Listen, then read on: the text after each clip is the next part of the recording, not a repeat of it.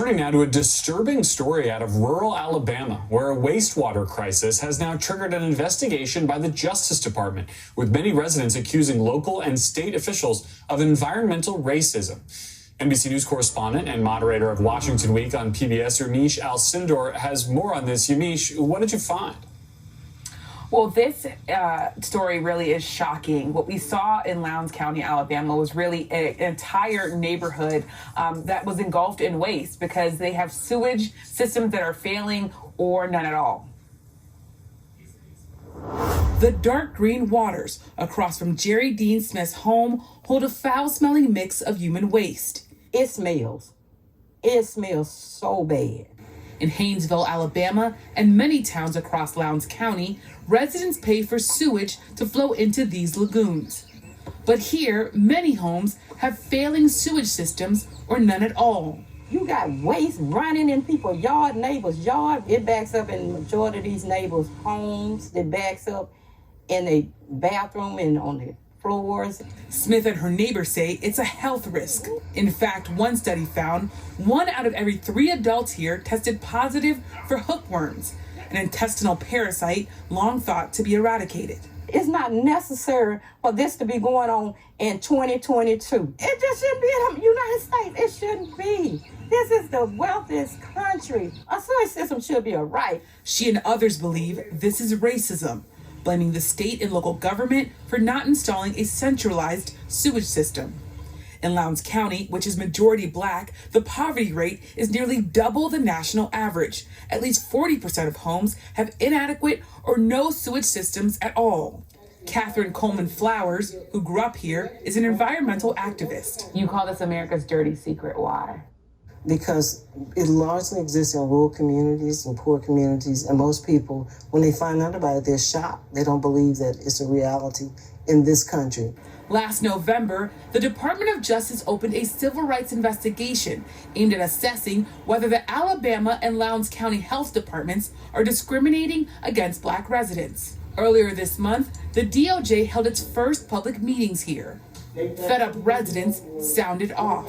I hope that y'all coming to working for real and not pay us for stupid or crazy. But it's discrimination, direct or indirect.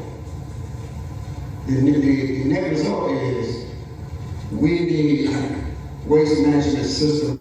A state health official disagrees and says DOJ won't find any wrongdoing. They'll come out with the same conclusion I had. I've done my own investigation. I see no discrimination. If you flush your toilet, you're responsible. Your home is your property.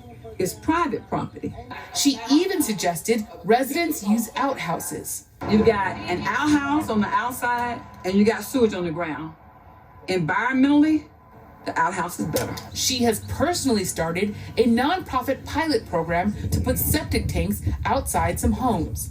But she says that organization doesn't have resources to help everyone. In the meantime, residents like 78-year-old Catherine Canyon are just trying to survive in squalid conditions. If I go in there, if it rains, and take a shower, or flush my stew, the waste coming back up, sometimes in my kitchen sink. So I don't use dish, I use paper plates. It got me disgusted. The sewage pooling below her trailer is rotting the floors. Recently, she says she broke her arm falling through the floor, but she can't afford to fix it or to move.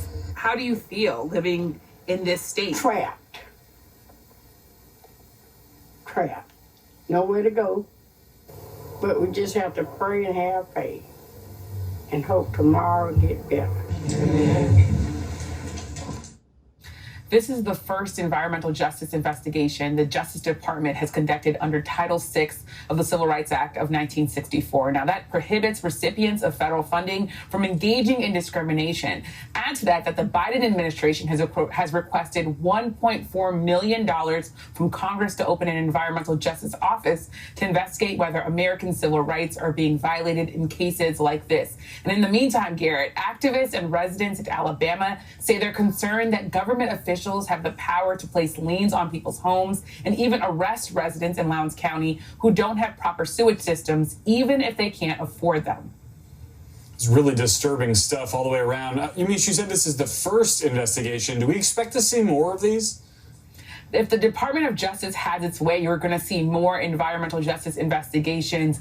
Kristen Clark, who is the Assistant Attorney General for the Civil Rights Division, she put out a statement saying that she wants to have a office that will really focus on environmental justice. I also talked to a number of people who looked at Alabama and said, look, this is like stepping back 100 years, and that this sort of discrimination, they think it's discrimination, it's really institutional, systemic discrimination that's really tied to infrastructure and tied really to quality of life. I'm thinking of Catherine Canyon, the last woman there, who literally fell through her floor. When I walked into her home, the floor literally sank. I thought I was going to fall through the floor because the situation is that bad. So there are so many people in that county and in other places around the nation that are really saying sewage systems should be a right. Environmental justice is just like voting rights, they say, which is that something that they have to fight for. It's something that should be guaranteed, a basic human right, they say.